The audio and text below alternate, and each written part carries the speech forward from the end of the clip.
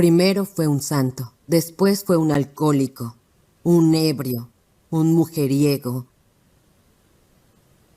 Era muy atractivo, encantador. Y no creo que pudiera resistirme si él se hubiera insinuado ante mí. Pero él nos salvó. Primero que nada, fue nuestro Salvador.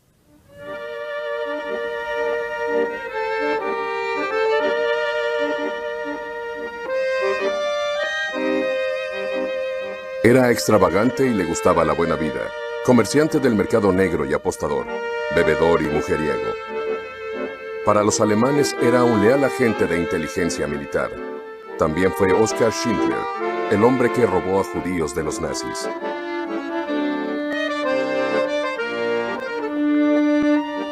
Bajo el régimen de Adolfo Hitler, conspiró y prosperó, y se convirtió en un hombre muy adinerado. En Checoslovaquia y Polonia, sirvió en el ejército de Hitler como espía. Su fábrica de municiones abastecía al esfuerzo de guerra nazi. Pero Oskar Schindler, al construir su propio campo de concentración y exponerse a un enorme riesgo él mismo, fue el único alemán en la historia de la guerra en salvar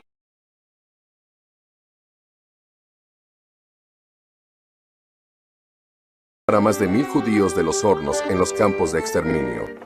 Esta es la historia real del enigma que fue Oskar Schindler.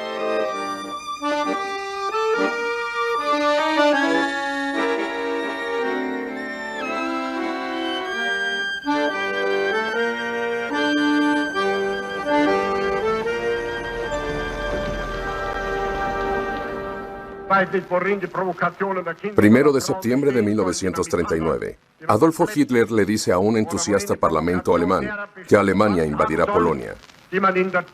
La noche anterior, en una serie de incidentes provocativos falsificados, una estación de radio alemana en la frontera aparentemente había sido invadida por soldados polacos. En realidad, estos invasores eran soldados alemanes, vestidos con uniformes del ejército polaco provistos por un agente de la organización militar Abwehr, Oskar Schindler.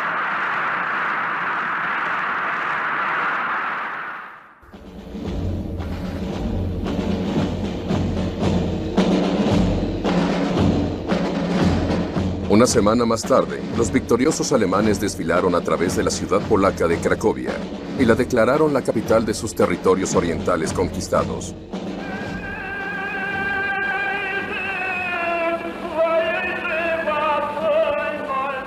Cracovia, que contaba con una de las comunidades judías más establecidas de Europa, rápidamente sintió el impacto de los nuevos gobernantes. Las sinagogas, en donde las personas se habían congregado desde el siglo XIV, fueron clausuradas, excepto para filmar el material de propaganda.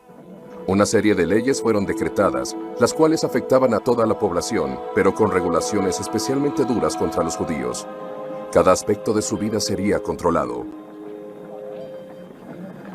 Los judíos fueron expulsados de sus hogares, arreados, acorralados y despojados de sus derechos, de forma arbitraria, con represalias instantáneas.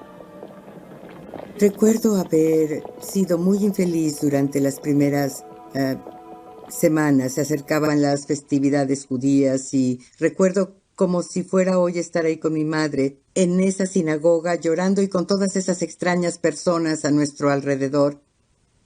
Pero poco a poco nos redujeron a nada. Sí. ¿Cómo hicieron eso, Ilka? De forma sistemática. Ellos ingeniaban toda clase de artimañas. Ellos primero realizaban lo que llamábamos action y de vez en cuando reducían el número de personas que vivían en el gueto, simplemente seleccionando este vivirá y este morirá.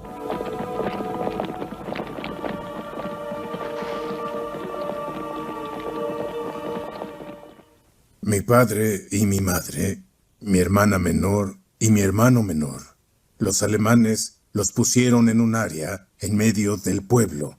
Le dijeron a los hombres que fueran hacia un lado y a las mujeres y los niños hacia el otro.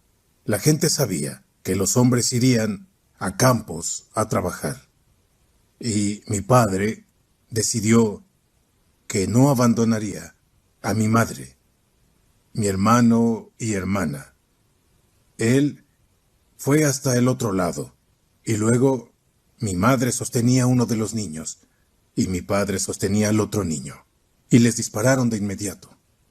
Sé que es verdad, porque días más tarde, personas que conocían a mi padre y madre llegaron al campo y me contaron la historia. Lloraban y sentían que ellos solo desistieron y pensaban que mi padre fue una clase de desafiante, igual a un héroe.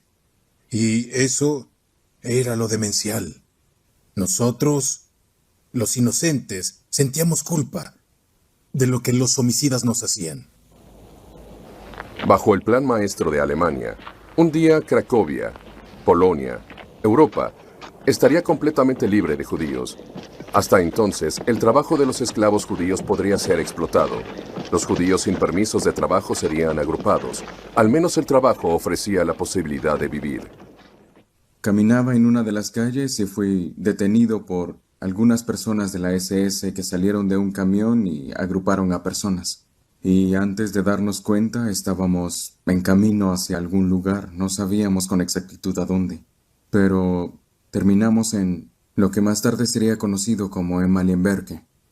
En ese momento, Schindler apareció en donde los guardias de la SS nos formaron para que nos inspeccionara. Él nos miró y me seleccionó a mí de entre el grupo. Me eligió y le dijo a los guardias de la SS que no quería ningún niño. Lo dijo en alemán. Ich brauche keine Kinder hier. Los guardias respondieron con rapidez que cuando te traemos personas, las conservas. Y luego ellos se fueron y él se quedó con nosotros, a los que llevaron. La fábrica alemana de esmaltados Oskar Schindler, Emalia, era para sus trabajadores judíos. Un negocio en bancarrota que producía accesorios de cocina esmaltados, obtenida en diciembre de 1939, en primera instancia como cubierta para el trabajo de recolección de información de Schindler. Obviamente nada de la formación de Schindler de 31 años lo había preparado para ninguna clase de papel heroico. Provenía del pequeño pueblo industrial de Svita, en la región Sudetenland de Checoslovaquia. Fue criado como católico estricto, pero había judíos en su clase en la escuela, y su vecino de al lado era un rabino judío con 2 hijos. El joven Oscar era un muchacho extrovertido y no académico, que incluso entonces disfrutaba ser el centro de atención. Como adolescente, desarrolló una pasión por autos veloces y motocicletas, en la cual su padre lo consintió. Y en 1928 se casó con Emily, una chica religiosa de un pueblo vecino. Fue vendedor de medio tiempo durante los 30 y luego se volvió espía nazi. Los checos lo arrestaron en agosto de 1938, pero fue liberado después de que Hitler anexara la Sudetenland. Entonces, como miembro de los nacionalsocialistas, quedó libre para continuar viviendo como el agente secreto conquistador. Fue un hombre que amaba la vida, le gustaba la buena vida. Lo disfrutaba, le gustaban todas las mujeres. Puedes luchar contra una, pero no contra 10 o 100 mujeres. Es mejor seguir la corriente, ¿no es verdad? Pero eso no era algo que me molestara. No es posible cambiar a un hombre así. No tiene caso luchar con un hombre que es así. Yo procuraba jamás tener que pelear con ninguna persona. ¿Por qué? Él amaba a las mujeres, amaba las fiestas, amaba, ¿cómo lo digo?, que otras personas fueran quienes hicieran todo el trabajo. Disfrutaba que los demás trabajaran mientras él no hacía nada. Era muy vanidoso, por así decirlo. Por ejemplo, le gustaba ponerse bastante perfume encima. Cuando fue por el monopolio, esto fue en Cracovia, en el gobierno. El gobierno es una agencia que era parte del gobierno por el monopolio, para el licor, el tabaco y lo demás. Y cuando fue él ahí, todos sabían que el señor Schindler estaba ahí porque todo el corredor olía, había un aroma a su perfume. A Oscar le gustaba recibir el interés de todo el mundo. Le gustaba ser el centro de atención. Era impulsivo, pero no de una forma que fuera mala ni mucho menos, pero eso hacía, eso quería. Y, por ejemplo, fuimos a Berlín, íbamos por la calle y entonces vio una tienda con autos. Miramos por las vitrinas y había un hermoso auto azul claro, un Hork, y me preguntó, ¿compro el auto, Eva? Y dije, claro, adelante, cómpralo. Me reía. Él no bromeaba, él solo habló con las personas del Avria y le dieron dinero y compró el auto. En la Polonia ocupada, era seguro que el empresario alemán llamaría la atención con un auto deportivo de 5 metros, ya que era un país con carencias. Pero al comerciar con hasta el 90% de la producción de su fábrica en el mercado negro, Schindler logró amasar una pequeña fortuna. Pero sus propias compras en el mercado negro también eran considerables. Las cosas que Schindler compraba en el mercado negro eran diamantes, abrigos, tapetes persas hermosos, pinturas de artistas famosos, cualquier cosa con un enorme valor en el presente o incluso a futuro, porque era la única forma en que sobornaba a esas personas y conseguía lo necesario para sus propósitos particulares. Los propósitos particulares de Schindler no eran claros. Diariamente sus judíos viajaban desde el gueto a su fábrica. Todos los días se enfrentaban a amenazas de redadas o algo peor. Cuando algunos de sus trabajadores fueron arrestados, consiguió que los liberaran al sobornar a la SS. Usando información que obtuvo de altos funcionarios, fue capaz de advertir a sus trabajadores sobre las próximas redadas. Luego, al final de 1942, los alemanes decidieron desalojar el gueto. En estos campos, a las afueras de la ciudad, donde se ubicaba un cementerio judío en la calle Jerusalén, se construiría un campo de trabajos forzados para aquellos judíos que tendrían que trabajar para los alemanes. El edificio funerario judío fue derribado. Los prisioneros judíos fueron obligados a profanar las tumbas de sus antepasados para construir un camino a través del campo hecho de lápidas. Este sería el campo de trabajos forzados de Plaszow, hogar de 20.000 hombres judíos, mujeres y niños. El subteniente de la SS, Amon Gott, fresco después de la liquidación de los guetos de Lublin, fue llevado a Cracovia para dirigir el nuevo campo y supervisar la destrucción de los remanentes de la vida judía en Cracovia. Amon Gott en persona y sus hombres de la SS estaban a cargo. Mujeres mayores, niños, personas enfermas, se eliminaban al momento y fueron llevados en camiones a nuestro campo en Plaszow. Yo mismo con un grupo de otros muchachos descargamos los cuerpos de esa gente. En un caso, le preguntamos a un alemán por qué había un niño entre ellos, pero no había muerto. Y preguntamos, ¿le daría un Genadsschuss? Un Genad significa tiro de gracia, para no enterrarlo vivo. Y él dijo, arrójenlo. Es una Schade, dijo. Es un desperdicio gastar una bala en ese Schmutze-Jude. Y tuvimos que verter gasolina sobre ellos y tuvimos que quemar a esas personas.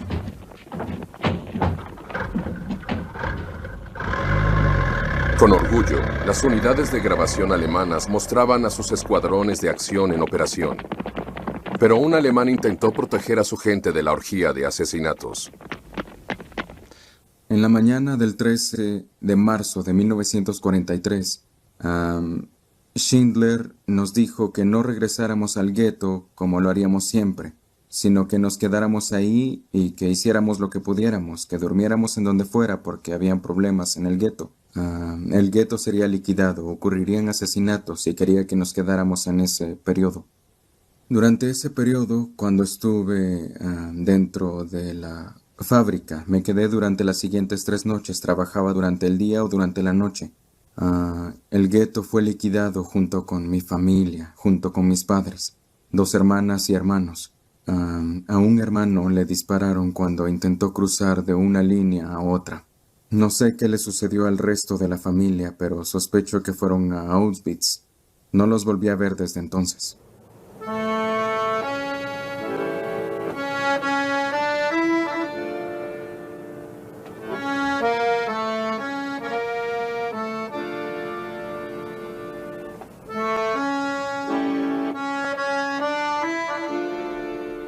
Más de 2000 personas murieron en el gueto durante esos días. Los sobrevivientes comenzaron una vida nueva detrás del alambre de púas. Fue atemorizante, fue muy triste. Creo que fue la primera vez que me di cuenta de que no había escapatoria. Las personas cometieron suicidio justo en ese lugar. No olvido a la madre de un doctor que tomó veneno en la misma barraca en la que estaba yo. Eso fue al principio y luego un día llegaron y nos dijeron que les diéramos todas nuestras posesiones, ya fuera dinero o joyería y esa clase de cosas. Y debíamos ponerlas en una pila y eso fue todo. Desde su vivienda, dentro del perímetro del campo, el comandante Amon God no quería los pequeños lujos que hacían que la vida fuera más agradable para los leales sirvientes del Tercer Reich. El verano de 1943 fue caluroso. God instaló a su amante alemana Ruth en la misma vivienda que él. ¿Cómo fue eso para la alemana de 24 años? Ahora, como vemos, muere de enfisema, rodeada igual en ese entonces por los vestigios del pueblo judío de Cracovia, tanto ancianos como jóvenes. Jamás vi a ningún anciano y jamás vi a ningún niño. Solo vi... Yo recuerdo que una tarde llegó un tren, vagón grande, y estaba lleno de niños. Y fueron a algún lugar y yo tenía una amiga ahí que era esposa del señor Cherner y le dije, mira eso, llevarán a los niños a alguna parte. Y yo estaba triste. Y eso me llegó al corazón. Y ella tenía 2 hijos. Y dijo, son judíos.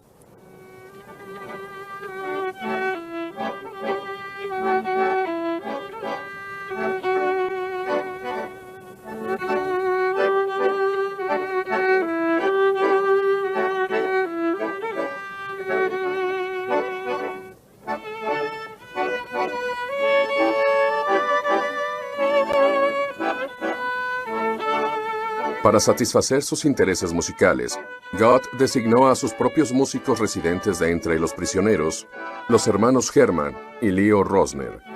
Recibí un traje de gala, me dieron un smoking y un traje. Siempre que tocaba para el comandante, usaba uno de esos trajes, jamás harapos. Y, dependiendo del tipo de fiesta que era, llamaban a la policía y nos decían, hermanos Rosner, vengan, era todo. Por lo general, después de asesinatos, para limpiar su conciencia. La mayoría de las veces nos llamaban, no era mucho, pero en las fiestas tocábamos mucho. El empresario Oskar Schindler pronto se convirtió en un visitante frecuente de las fiestas de God. Podía cautivar a todos con su gran encanto. Schindler, con su reputación de resguardar judíos, se había vuelto amigo cercano de Amon God, el hombre que había supervisado la masacre en el gueto y uno de los alemanes más temidos en Cracovia. Amon God seleccionó a 50 muchachos. Yo me encontraba entre ellos. Y salimos para hacer un jardín. Y, de camino a casa, uno de los muchachos escapó. Cuando llegamos a las rejas y nos contaron, se dieron cuenta que éramos 49. No nos dejaron entrar y llamaron a God.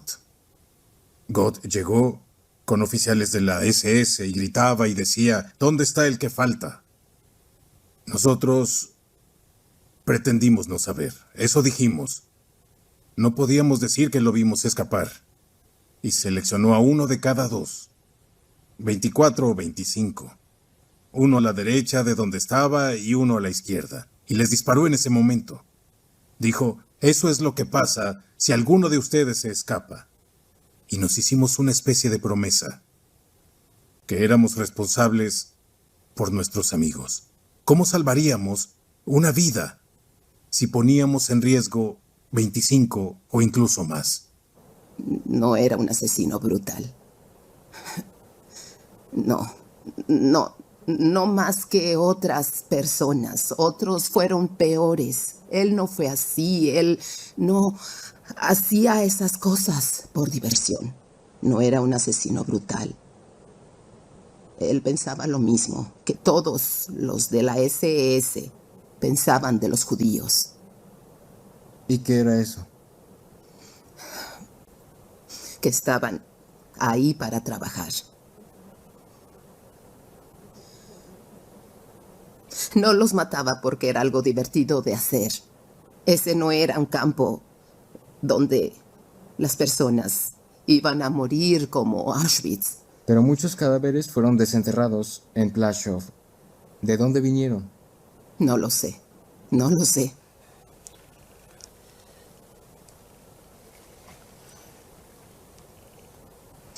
Él sí. Asesinó a algunos judíos, claro. Y ese campo no era divertido.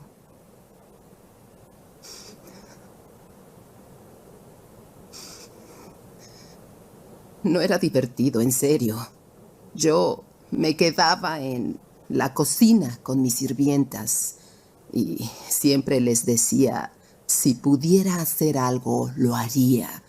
Dejaría que todos ustedes fueran a casa, pero no puedo hacer nada. Una de esas sirvientas era una joven prisionera judía, Elena Hirsch. Antes que nada, era un sádico, pero en el cuerpo de un hombre atractivo. Jamás habría creído que una persona tan bien parecida pudiera tener a Satanás viviendo en el interior. Un homicida, sediento de sangre. En una ocasión, una mañana, God me mandó llamar, y yo fui deprisa. Me mostró una mancha en su manga.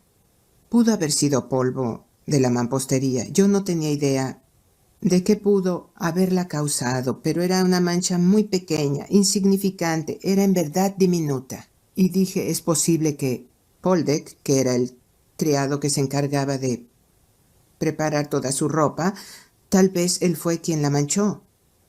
Y no se dio cuenta de que lo hizo.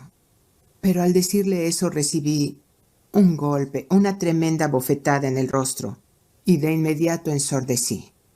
Tenía un terrible zumbido en los oídos. Y luego recuerdo que le dije, Herr Commander, alguien está tocando a la puerta.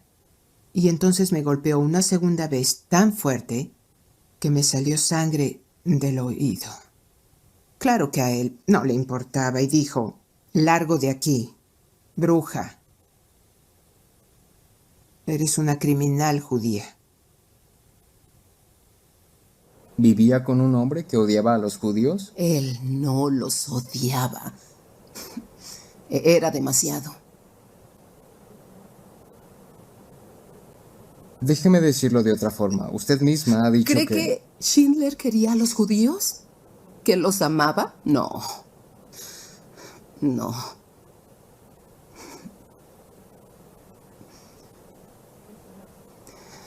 Él era lo que dije. Era un adorable oportunista. Él los necesitaba, así que trabajó con ellos. Pero no los llevaba en el corazón. Entonces para la SS era un adorable oportunista, pero sus frecuentes visitas al campo también le proporcionaron a Schindler un fácil acceso a los prisioneros, como Elena en su cocina en el sótano.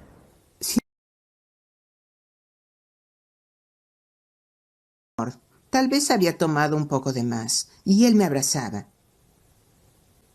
Deben entender que, en esa época, si un alemán abrazaba a una judía era deshonroso. Yo estaba aterrada, en verdad, e intenté alejarme de él, pero él dijo, no temas. Cualquiera de mis abrazos, e incluso el beso que voy a darte en la frente ahora, no son lo que tú estás pensando. Es una forma de demostrar afecto paternal. Yo quisiera poder ayudarte. Y él continuó bajando. En una ocasión salió al patio conmigo y había personas trabajando del otro lado. Transportaban piedras. Acarrear esas piedras era tan improductivo como labrar arena. Cuando eran colocadas en un sitio, eran obligados a hacerlo de nuevo. Y Schindler estaba ahí de pie, todavía abrazándome. No creo que Gott estuviera en la casa en ese momento. Eso pienso. Y me dijo, ¿recuerdas las penas de los judíos cuando trabajaban en Egipto? Aquí también trabajan los judíos. Y quiero que no olvides que así como ellos fueron rescatados de Egipto, sanos y salvos ellos salieron de Egipto. También ustedes lograrán librarse de este infierno. Eso fue lo que dijo. Siempre nos daba motivación. ¿Usted tenía la sensación de que Schindler era un nazi bueno?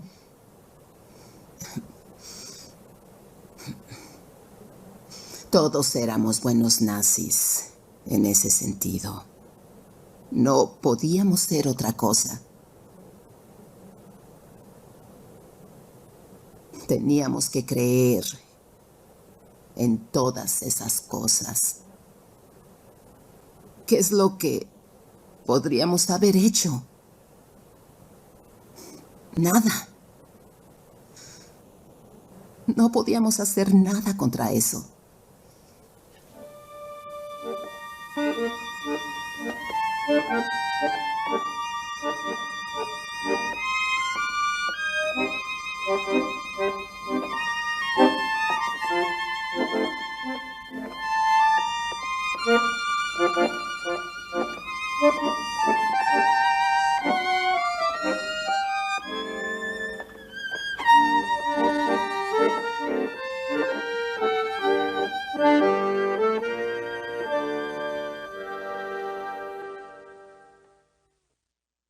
A principios de 1943, Oskar Schindler trazó un extraordinario plan. En un lote baldío, en el patio trasero de su fábrica, construiría su propio campo de concentración para 1000 judíos. Aquí, en barracas de madera, hospedaría a sus trabajadores y a obreros de fábricas vecinas. Al explotar su amistad con la SS y el comandante Amon Gott, los judíos serían trasladados del terror arbitrario de Plaszow hacia la seguridad de su fábrica en la calle Lipowa, Emalia. Claro, las condiciones en Emalia eran completamente diferentes que en Plaszow. Y por primera vez nos sentimos a salvo.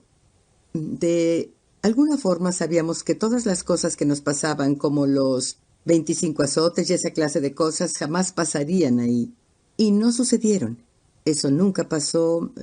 Siempre que los alemanes iban a Emalia, de alguna manera Schindler nos avisaba con anticipación. Si alguien estaba cocinando algo, se quitaba todo de la estufa.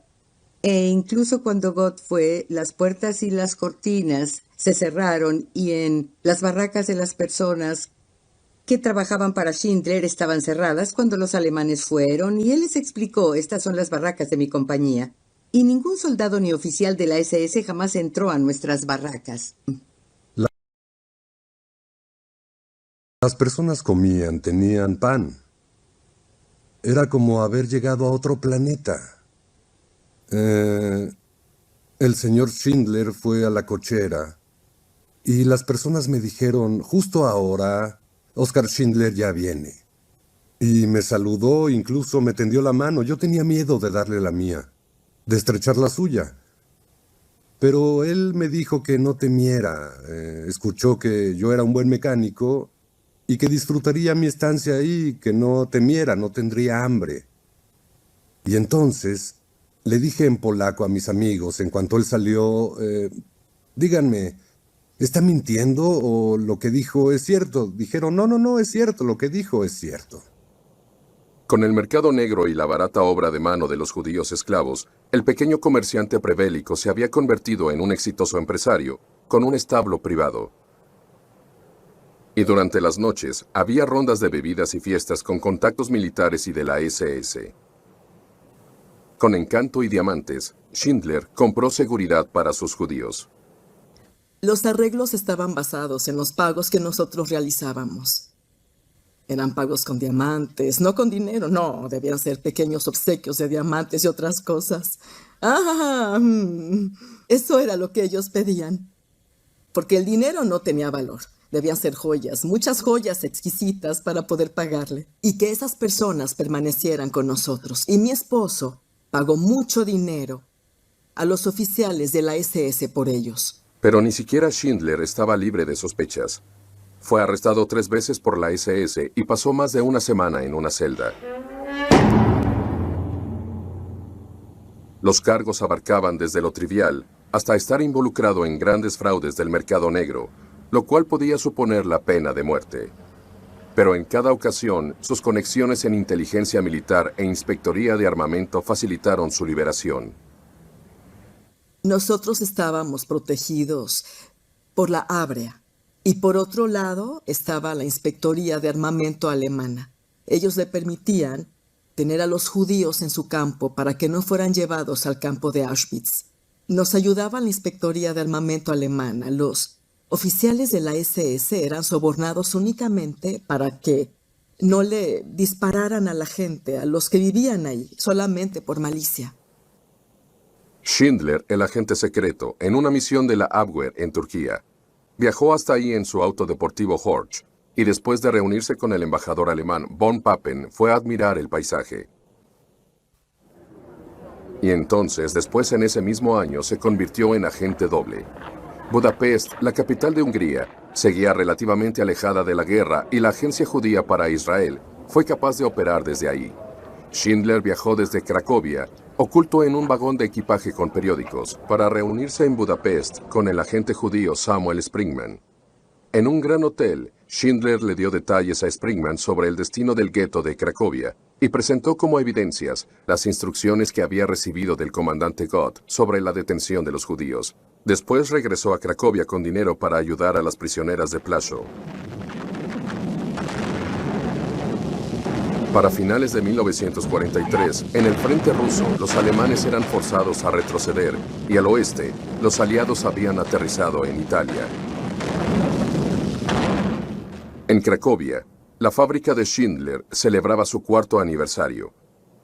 Ahora no solo producía utensilios de cocina, sino también municiones para la guerra.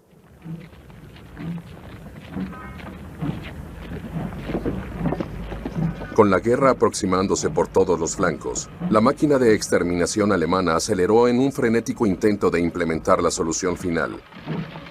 De todas partes de Europa, los judíos eran acarreados directamente hacia las cámaras de gas y hornos de Auschwitz. Luego, para mediados de 1944, con los rusos avanzando hacia Polonia, los alemanes fueron forzados a desmantelar sus campos cerca del frente.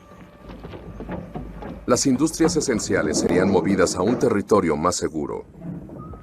Los trabajadores judíos serían eliminados. El refugio de Schindler, por fin, sería destruido. En agosto de 1944, a Schindler se le ordenó reducir la cantidad de prisioneros de su campo, de lo que eran aproximadamente 1000 personas, a unos 2/3 y dejar 1/3 como su fuerza de trabajo. Los guardias de la SS ayudaron con esos envíos y separación de las 700 personas, y su envío a Cracovia, Plaszow. Mientras los guardias de la SS marchaban frente a las personas y realizaban la selección con la ayuda de Schindler, me encontré en lo que pensé que era el grupo equivocado con el que sería enviado lejos en lugar de permanecer en Malia con los otros. En ese momento corrí hacia el frente de mi línea, hacia Schindler, y yo le dije, Herr Schindler, kein Tischler geblieben, que significaba que no quedaba ningún carpintero en la fábrica. Oskar Schindler se tomó muy en serio mi declaración y él me tomó del brazo y me puso en el grupo de las 300 personas, y así fue como permanecí en ese grupo. Pero Schindler había perdido a 700 de sus judíos. Pocos días después fueron subidos a camiones de ganado en el apartadero de Plaszow para ser enviados al campo de exterminio de Mauthausen. En un caluroso y ardiente día eran retenidos en los vagones, pero cuando Schindler visitó a Gott, descubrió su destino. Obtuvo permisos para que los alimentaran y a plena vista del comandante ordenó que los camiones fueran rociados con agua para refrescarlos.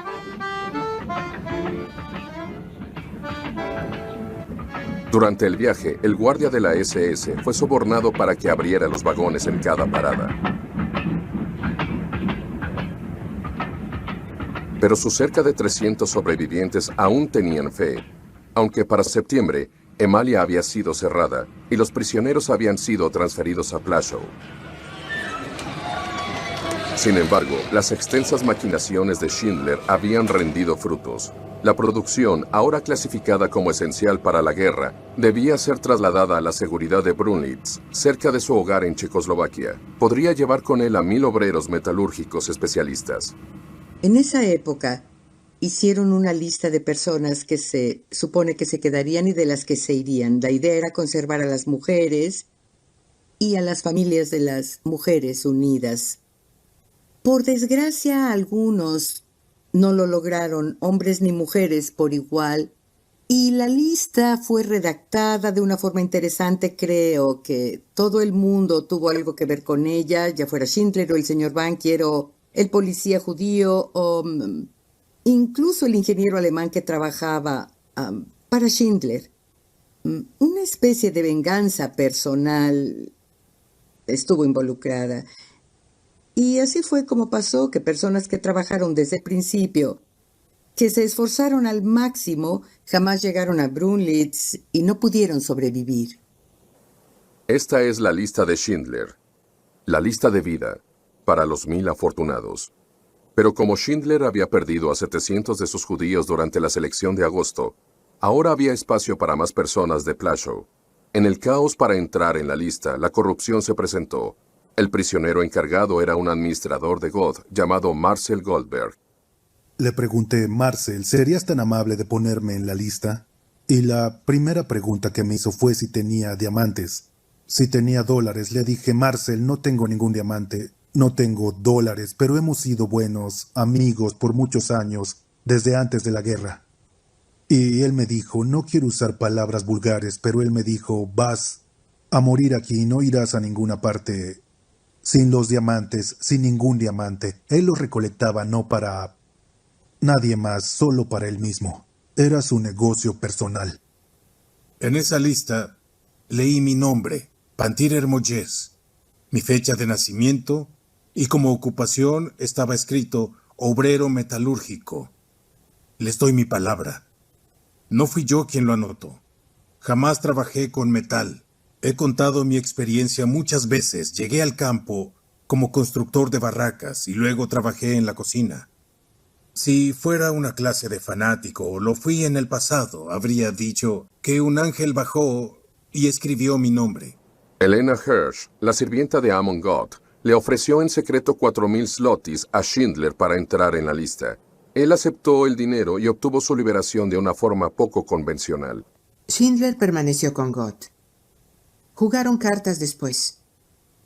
Yo no conocía el juego, pero de cualquier forma Schindler le dijo, quien sea el ganador decidirá quién entra en la lista, así es como yo saldría de ese lugar, pero Gott no estaba de acuerdo.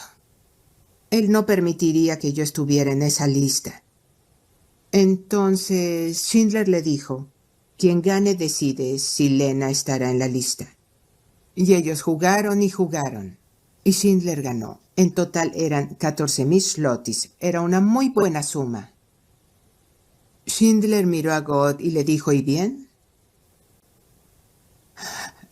Y Gott respondió, no dejaré que ella se vaya.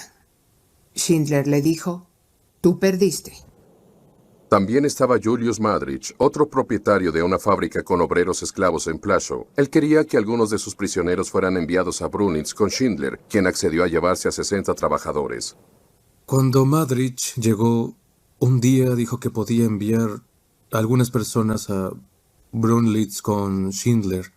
Y si queríamos ir con nuestras familias, él se encargaría de eso y lo hizo. Yo fui uno de los afortunados. Mi esposa y yo terminamos en Brunlitz. ¿Sabe qué le pasó a la mayoría de los obreros que trabajaban para Madrich y que no aceptaron esta opción de ir a Brunlitz? Fueron enviados a diferentes campos, algunos a Dachau, algunos a Mauthausen. Algunos sobrevivieron, muchos no en otros campos.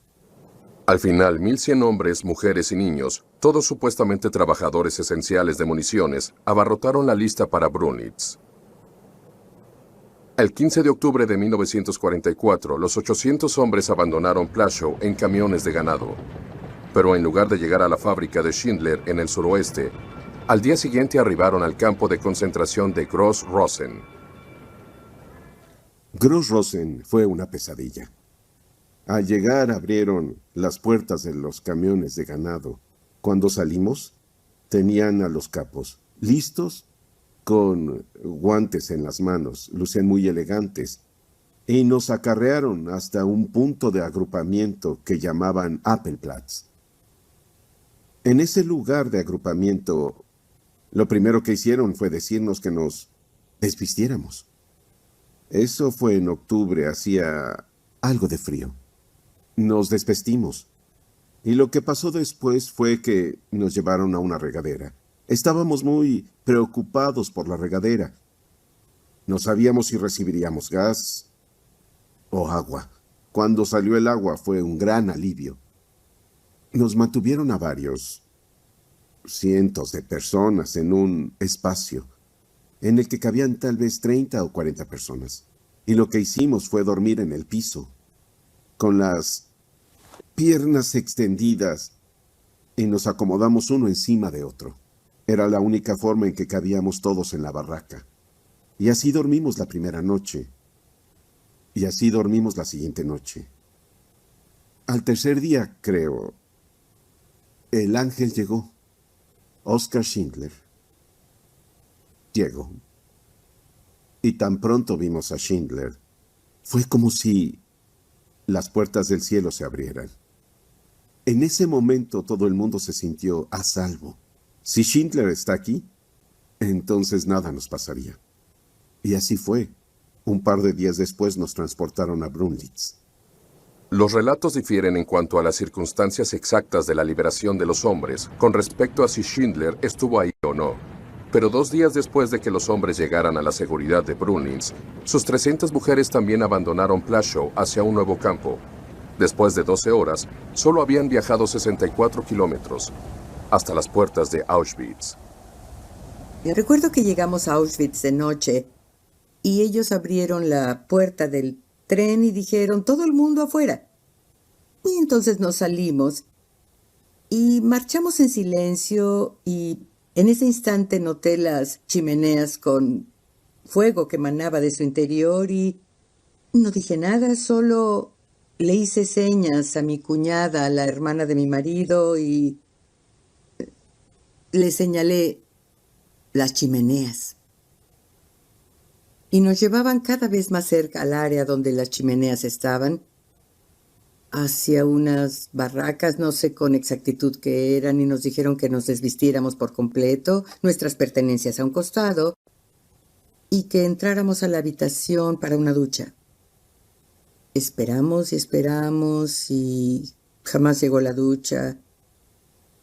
Y como había tardado tanto tiempo, los trabajadores del lugar, judíos, obreros, aseguraban que a la mañana siguiente nos eliminarían, nos llevarían a la cámara de gas y nos quemarían.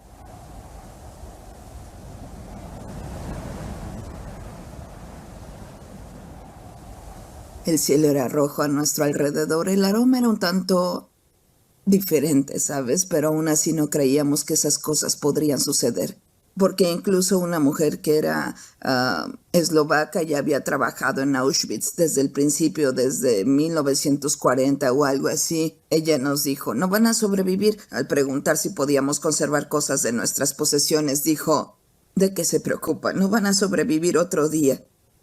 No estábamos seguros de que iba a pasar después de eso, pero aún esperábamos que todo estuviera bien. Es la parte optimista, el eterno optimismo de los judíos, yo supongo. Al día siguiente, cuando nos llevaron al exterior, el doctor Mengele se aproximó para revisar el desfile y no olvidó que las personas se referían a él como el ángel de la muerte. Y pasamos la primera selección en Auschwitz. Solía preguntar a mujeres que eran más jóvenes de lo que soy hoy, ¿qué edad tienes, abuela? O a niños que estaban en el grupo, ¿qué edad tienes?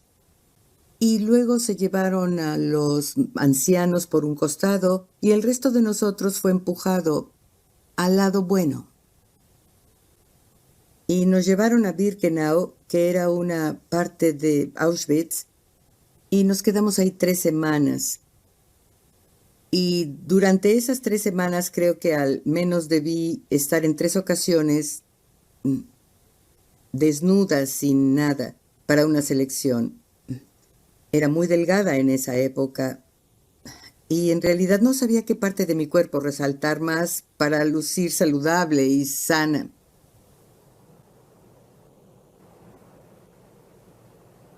Desde el principio nos dimos cuenta de que en Auschwitz todo estaba diseñado para la muerte, no para la vida. No había jabón, no había cristales en las ventanas. El agua, por supuesto, estaba helada. Era noviembre en Auschwitz. Y el lodo llegaba a la mitad de nuestras pantorrillas. No teníamos calcetas, ni ropa interior, ni condiciones sanitarias de ninguna clase. No teníamos nada, papel de baño, ni artículos que una mujer necesita por las cuestiones sanitarias. Y estábamos demasiado hambrientas porque la dieta era nula. Nosotras ni siquiera podíamos comer lo que teníamos porque habíamos enfermado de disentería. Unas personas no lograron resistir. No eran lo bastante fuertes emocionalmente para soportarlo. Unos querían caminar hacia la cerca eléctrica y cometer suicidio, incluso de nuestro grupo. No lo sé, tal vez era más joven entonces y era más fuerte y... un día recuerdo que alguien entró y preguntó, ¿quién sabe tejer? Y dije, sí, yo sé. Y me dieron un juego de agujas para tejer improvisadas que cortaban mis dedos, pero yo tejía, me dieron una clase de hilo y tejía guantes para alguna persona. Y siempre que había un conteo tenían que, en medio de la noche a las 2 de la mañana, todo el mundo salía y contaban a las personas. Y yo no tenía que salir porque yo era la que estaba tejiendo los guantes. Y en realidad esos eran momentos en que no podías anticipar qué te salvaría o qué te protegería. Vimos a otras mujeres que estaban peor que nosotras porque estuvieron más tiempo en Auschwitz que nosotras. Jamás olvidaré una experiencia que constantemente vuelve a mi mente. Cuando una vez, no sé por qué, probablemente fui enviada junto con 1 o 2 chicas a llevar lo que llamaban cereal. Era una sopa de lo que fuera, una clase de puré o algo parecido, que en realidad era agua caliente. Y cuando volvimos con eso desde la cocina a nuestra barraca, había una clase de sombras de mujeres aparecieron porque eran alrededor de las 4 de la mañana. Tenían las cabezas rapadas y estaban usando los andrajosos atuendos de Auschwitz. Y pusieron los platos que tenían, que tal vez usaban también para otros propósitos, en nuestro cereal y lo tomaron en el camino mientras lo llevábamos porque tenían demasiada hambre. No tenían control de sus acciones, de sus emociones, ni nada. Y pensamos, por Dios, ¿eso es lo que nos va a pasar a nosotras? Esa fue una de las experiencias más terroríficas y la sensación en general de desesperanza porque en verdad esperábamos que Schindler nos sacara, pero no estábamos... En Auschwitz, las 300 mujeres de Schindler esperaron y tuvieron fe. Pero en Cracovia, Schindler había sido detenido de nuevo. Un equipo de investigación de la SS había arrestado al comandante Amon Gott por presuntos crímenes en el mercado negro, y él, a su vez, había implicado a su amigo Oscar. Pasaron varios días para que la red habitual de la Abwehr y la inspectora de armamento de Schindler pudieran liberarlo. Después de ser liberado, Schindler centró su atención en las mujeres. Acordó con una amiga checa que ella debería viajar a Auschwitz. Ahí se reunió con uno de los oficiales superiores, con quien pasó la noche. Pronto las mujeres judías de Schindler estaban listas para ser trasladadas. Pero Auschwitz tenía nuevos reclusos. Había ocurrido un desastre en Brunlitz, ya que durante la ausencia de Schindler, todos los jóvenes habían sido agrupados junto con sus padres y fueron enviados bajo vigilancia al mismo infame campo de exterminio donde las madres ahora esperaban. Mi hijo me dijo: papá, de verdad lamento mucho que tengas que morir porque yo sea un niño.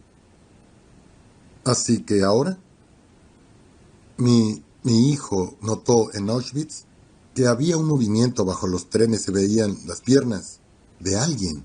Tuvo un presentimiento y empezó a chiflar. Nuestra señal. Mi hermana escuchó la señal y miró hacia la ranura en la pared del tren. Era un tren para caballos y pudo ver a mi hijo y a su hijo. Y de repente empezó a gritar: Mansi, mira, mira, Mansi, mira, son nuestros niños. Ahí está Richard, es ese. Oleg, ahí está, había otro pequeño. Era Eugene, su nombre es Gene Ginter. Y me asomé y vi a mi muchacho. Y solo quería hablar con él. Quería gritarle o silbarle o hacerme notar. O para que supiera que estaba ahí.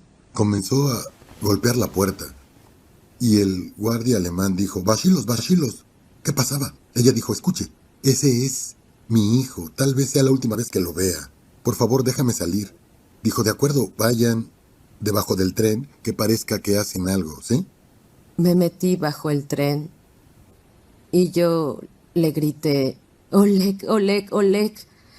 Y silbé hasta que él me vio y yo lo vi.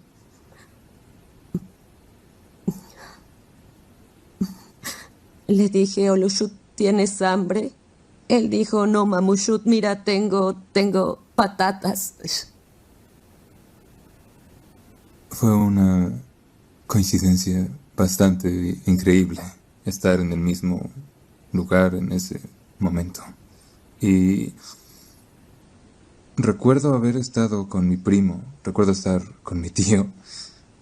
Nuestros tatuajes tenían números que eran consecutivos. Incluso recuerdo una situación con un muchacho de mi edad en esa época que gritaba demasiado al ser tatuado. Y tuvieron que tachar su tatuaje porque el hombre que lo ponía cometió un error.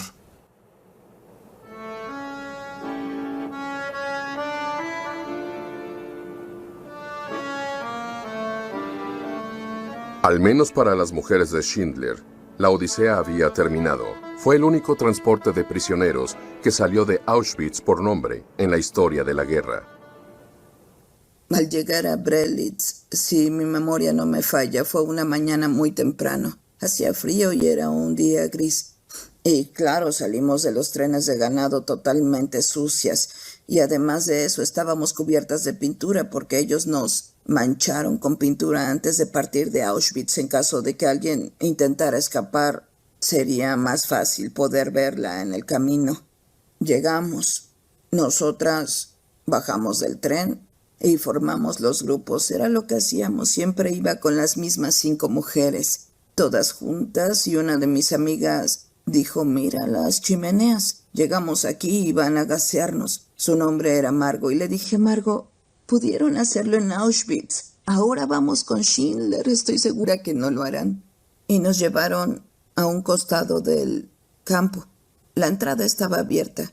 Entramos y Schindler estaba de pie ahí, con su sombrero tiroles con una pluma.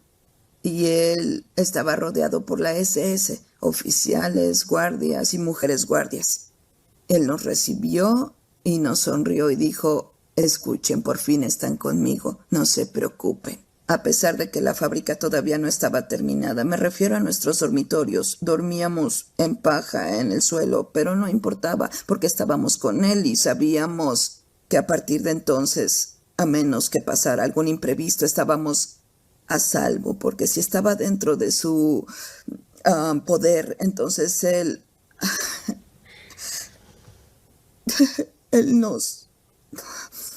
cuidaría de nosotros. Schindler hizo justo eso, con comida del mercado negro y convenciendo al ejército alemán de que su pequeña operación todavía era esencial para la guerra. Puede que en los videos de propaganda se mostraran fábricas eficientes como Krupp's o Farben, incluso cuando los alemanes perdían la guerra. Pero a pesar de que Schindler también pagaba su comisión a la SS por el trabajo de los judíos esclavos, no era como Krupp o Farben. Me asignaron al departamento de herramientas. Fabricaba herramientas. No tenía idea de cómo fabricar herramientas. Trabajé con un hombre que sí era un experto en eso. Y tenía 3 ayudantes. Y ninguno de los ayudantes sabía qué es lo que hacía. Ninguna de las herramientas que fabricamos para las prensas, ninguna herramienta que hicimos era funcional. Y la planta trabajaba a diario, pero jamás salió nada de ella. Siempre nos preguntamos cómo es que pasaba, cómo es que las autoridades alemanas le permitían hacerlo. ¿Qué pasaría si alguien llegaba a la planta y veía lo que sucedía? Luego me enteré, tiempo después de la guerra, que Schindler compraba parte de los productos en el mercado negro y se los entregaba a las autoridades alemanas como productos que provenían de su fábrica.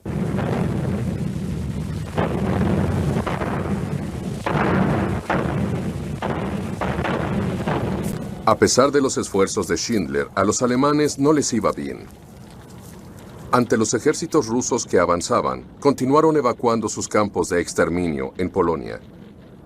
El 29 de enero de 1945, un solo camión de ganado lleno de prisioneros del campo de Goleschow, adjunto a Auschwitz, fue dejado en la entrada de la fábrica de Schindler por los guardias de la SS.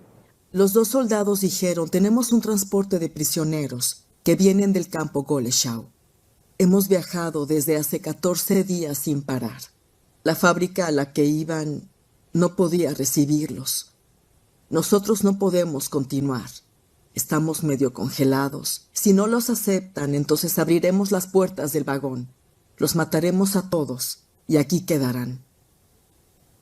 Luego mandamos llamar con el ingeniero Schönborn. Llamamos a mi esposo, que estaba en Cracovia, hablamos con mi marido y dijimos que aceptaríamos el transporte con las personas. Trabajamos durante horas, con picos, palas, vertimos agua caliente. Las puertas estaban congeladas por completo. Cuando por fin pudimos abrir una y corrimos para poder ayudar a quien vimos que sufría, perdón por la expresión, pero no puedo decirlo de ninguna otra forma que como fue. Cuando lo levantamos, la piel de su parte trasera estaba congelada, se quebró, y había gritos y llanto. Cuando vimos el dolor, trabajamos lento, y tuvimos que cuidar no usar demasiada agua caliente para no quemarlos, pero poca no ayudaba. Era la primera vez en mi vida que veía personas y no podía identificar si eran hombres o mujeres. No se podía distinguir si se trataba de un hombre o era una mujer, porque solo eran piel con huesos. Sus ojos radiaban y eran gigantes. Sus facciones eran de una momia. En ese estado estaban las personas que llegaron del campo de Goleschow. Enfermas, desnutridas, tenían hambre, habían muerto, se congelaron. Así fue como llegaron a Brunlitz.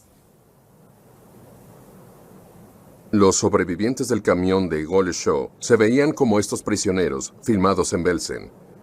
Ninguno pesaba más de 77 libras, 37 kilos.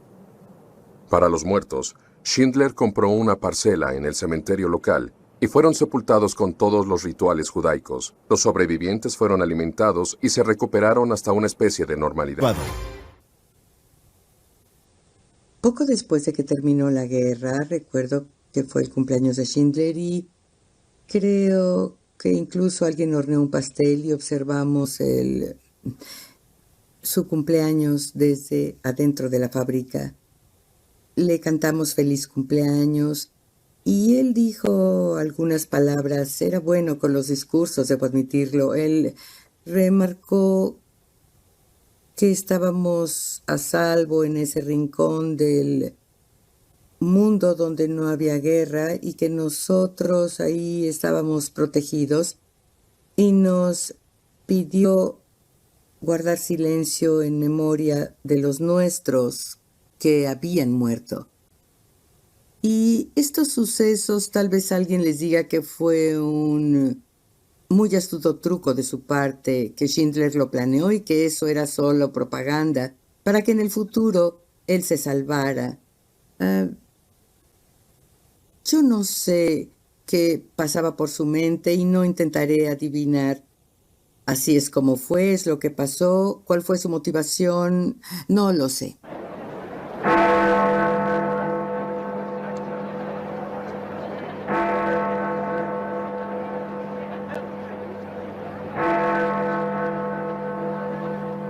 Ayer por la mañana, a las 2:41 a.m., en el cuartel del general Eisenhower, el general Jodl, representante del alto comando alemán, y el gran almirante Dönitz, el líder designado del Estado alemán, firmaron el acta de rendición incondicional de todo El último día de la el guerra territorio fue un momento alemán que jamás olvidaré en mi vida. Schindler instaló altavoces en la planta y anunció que íbamos a escuchar a Churchill y su discurso de victoria. Pero no muchas personas entendían inglés. Sin embargo, la atmósfera se sentía eléctrica.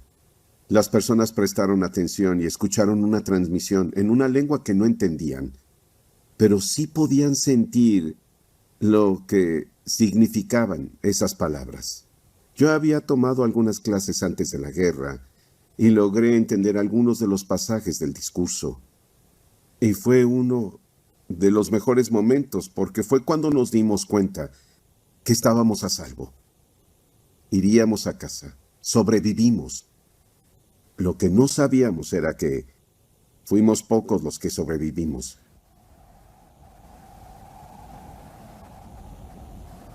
Los muertos y los muertos vivientes. Sobrevivientes de más de una década de terror. Gradualmente la magnitud total de lo que los alemanes habían hecho en nombre del nacionalsocialismo emergió cuando los campos revelaron sus atroces secretos. Pero mientras aquellos que solo obedecían órdenes eran llevados bajo custodia, los prisioneros judíos de Brunlitz planeaban cómo introducir de contrabando a su captor, Schindler, hasta la seguridad de los estadounidenses y alejarlo de los rusos, ya que creían que ellos lo ejecutarían al instante. El doctor Hilfstein era uno de los más importantes en el campo. Fue conmigo y me pidió que realizara un trabajo bastante importante. Le pregunté qué era. Me dijo: fuiste elegido, Richard, para salvar la vida de Oskar Schindler. Tú lo sacarás del campo y vas a llevarlo con los estadounidenses. ¿Lo harás? Y le dije: sí, por supuesto, lo haría. Le debemos a Oskar Schindler esto. Un minuto después de la medianoche, el 9 de mayo de 1945, un convoy muy peculiar se unió al ejército alemán que huía. Schindler, junto con su esposa y su amante en el Hork, era seguido por una camioneta y 2 camiones que transportaban a un grupo de jóvenes judíos que protegerían y defenderían a su antiguo captor. Les esperaba un viaje difícil. Iba a tal vez 80 o 100 kilómetros por hora. Pero después, al instante, nos topamos con una muy grande columna de Waffen-SS y Wehrmacht. Estaba en un verdadero aprieto.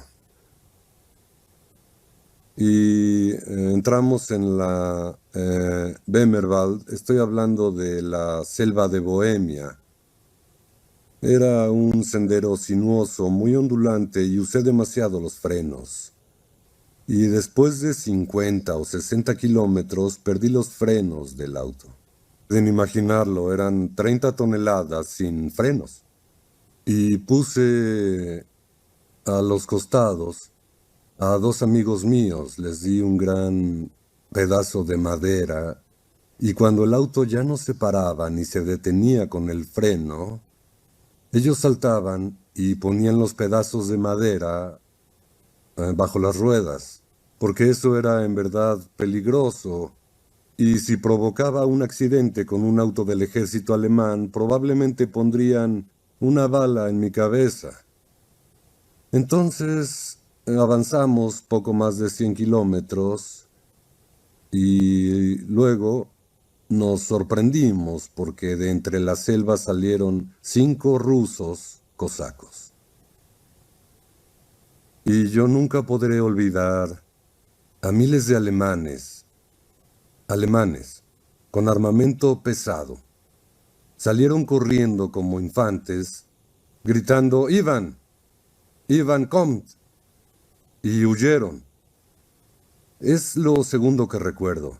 Lo primero fue un oficial, en alemán puro, dijo «Kameraden», y con la mano «Kameraden, kein Angst, weiterfahren». Dijo «No se preocupen, camaradas, pueden continuar».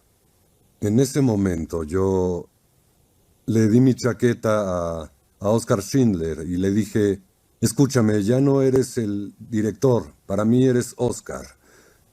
Y le di teníamos sombreros especiales, porque yo no tenía cabello y él sí tenía. Eres de un campo de concentración, no te olvides de eso. Lo tercero, uno de los cosacos se acercó mucho a nosotros y usó su navaja. Cortó el reloj de Schindler, era un reloj de oro, y lo agarró en el aire y luego huyó. El empresario alemán se convirtió en prisionero judío de un campo de concentración. Fue suficiente para lograr que él y su grupo de judíos llegaran a la seguridad de la frontera suiza, en donde esta fotografía fue tomada. Auschwitz había sido liberada antes en 1945. Entre los sobrevivientes que los rusos filmaron al llegar, se encontraban los jóvenes que habían sido abandonados el noviembre anterior del campo Brunitz de Schindler, incluyendo a Richard Horowitz. Tenía alrededor de 5 años cuando fue liberado de Auschwitz por el Ejército Rojo. Y recuerdo de forma vívida a un pequeño pelotón de soldados que nos agruparon a todos los niños que quedábamos, tal vez yo era de los más jóvenes, frente a la horca, para usarlo como material de referencia ilustrativo. Y luego, más tarde, caminamos por un camino angosto a través de alambres de púas. Y había un grupo de niños y adultos mayores que se encontraban ahí en ese momento. Y luego, después de eso, no sabía dónde estaba mi familia. No había nadie cerca en ese momento. Mi madre y mi hermana estaban en otro campo. Y mi padre fue obligado a trabajar en Mauthausen. Y yo fui llevado a un orfanato en Cracovia. Richard se reunió con su madre cuando ella volvió a Cracovia desde Brunitz al final de la guerra. Descubrió que él seguía con vida cuando vio estas grabaciones. En agosto de 1946, un impenitente Amon Gott fue llevado a juicio por su vida en Cracovia. El 13 de septiembre fue ahorcado por sus crímenes de guerra. En cuanto a Schindler, después de la guerra no realizó gran cosa. En Alemania tuvo grandes planes, pero no encontró trabajo. Luego, en 1949, recibió dinero de una caridad judío-americana y decidió emigrar a Argentina con su esposa, su actual amante, y varios de los judíos a quienes había salvado. Pero en Argentina, Su fortuna no fue la mejor. Después de eso, él dejó de ser el hombre que solía ser y el hombre que había sido. Perdió su fuerza de voluntad, se dio por vencido. Perdió eso que lo motivaba a continuar y a seguir peleando. Él se doblegó y ya no emprendió nada. Esa fue la cuestión principal. Él esperaba que algo se presentaría. Así es como algunos de los argentinos pensaban. El mañana no importa, estoy aquí ahora. En 1958, Schindler abandonó a su esposa y regresó a Alemania. Fundó una fábrica de cemento que se fue a la quiebra. Luego, en 1962, su fortuna cambió. Fue a Israel por primera vez. Ahí recibió una jubilosa bienvenida de sus judíos. Nosotros pensamos que él había sido el único que había ayudado en algo. Y de pronto resultó que todo el mundo tenía una historia sobre Schindler. Alguien contó la historia de que sus anteojos se rompieron y estaba desesperado. No podía ver nada. Y fue Schindler quien le facilitó un par de anteojos nuevos. Una mujer tenía un hijo oculto en Polonia y llevaba de vez en cuando mensajes de su hijo. Otra mujer, cuando él fue al hospital, al lugar donde los enfermos eran tratados, y le preguntó si necesitaba algo, y ella solo quería una manzana. Por National Geographic. La vida en Israel consistió en una larga celebración seguida de otra para Oscar, después de años a la deriva. Sus visitas se volvieron un evento anual. No estoy seguro si quería la gratitud, pero quería estar rodeado de personas. Le gustaban las fiestas, enormes fiestas. Y aquí se sentía excelente. Quería tener a todo mundo cerca. Él solo quería contar sus historias a personas importantes y disfrutaba repetirlas una y otra vez. Así era Schindler. Así era el hombre. Y nosotros aceptamos a Schindler tal como era.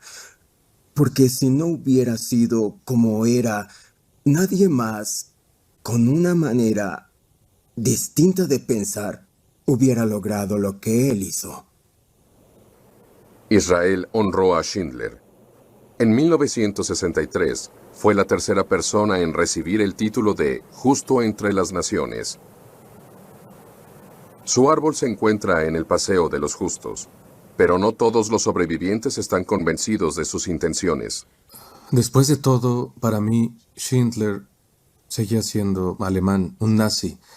Yo jamás voy a creer que él en realidad quería a los judíos. Para mí, él representó el sistema alemán, nazi, y era un sujeto que obtuvo dinero. Durante 11 meses del año, Schindler vivió en la pobreza en un apartamento de una habitación en Frankfurt, frente a la estación de trenes. Un contrato para una película llegó y se fue. El dinero fue gastado y la película no se hizo. Vivía de una pequeña pensión y donaciones de los sobrevivientes. Bebía demasiado. Luego, en el otoño de 1964, fue grabado por la televisión alemana afuera de su apartamento y se le preguntó por qué había intervenido a favor de los judíos de Cracovia. La persecución de los judíos por parte del gobierno general en Polonia significaba que podíamos ver cómo el horror emergía gradualmente de muchas maneras. En 1939 fueron forzados a usar estrellas judías. Las personas fueron acarreadas y retenidas dentro de guetos. Más tarde, durante el 41 y el 42, hubo bastantes evidencias públicas del sadismo puro. Las personas se comportaban como verdaderos cerdos y sentía que los judíos eran destrozados. Tenía que ayudarlos, no había opción. Schindler murió el 9 de octubre de 1974. Su corazón y su hígado por fin se dieron por vencidos. Cuando escuché de mis amigos que Oscar murió, me sentí muy triste, por supuesto, porque él no era tan viejo, tenía 66 años. Y me sentí mal, como si un hermano o mi padre hubieran muerto. Y varias personas me pidieron que fuera a Frankfurt y les dije, voy a ir porque estoy muy honrado. Primero que nada, lo salvé de Brunlitz y ahora me honra llevarlo lo llevaré a su funeral en Israel. Lo llevaré de vuelta a su hogar porque él nos dijo siempre, mi hogar está en Israel.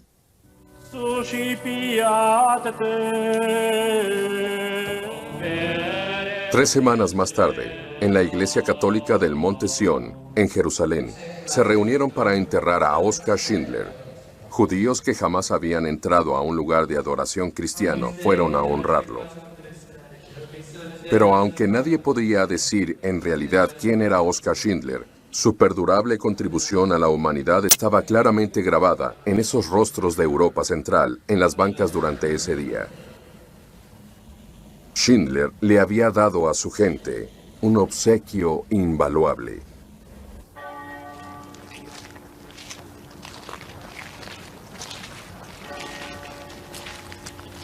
Gracias a los esfuerzos de Schindler, sobrevivimos como familia.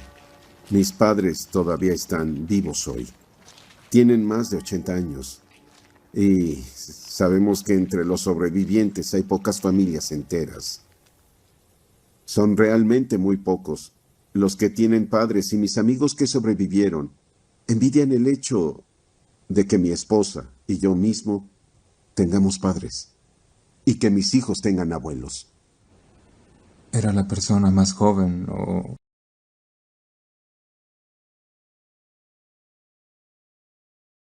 uno de los más jóvenes que sobrevivió gracias a Schindler y sus maniobras. Y si lo miramos en retrospectiva y si lo analizo ahora que soy adulto, no hay duda de que siento cierta reverencia hacia ese hombre.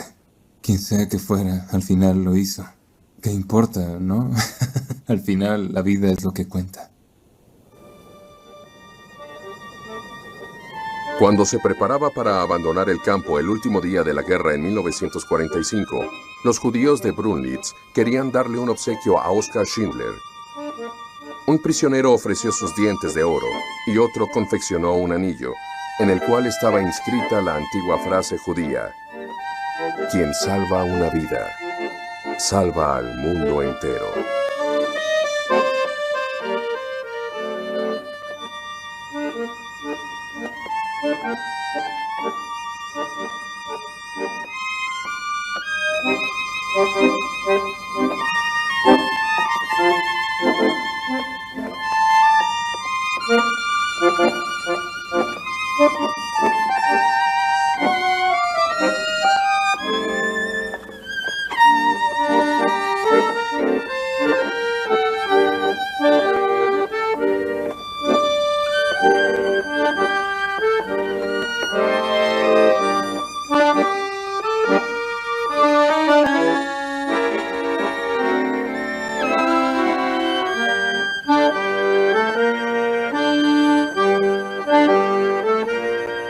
Doblado en Dubbing Box.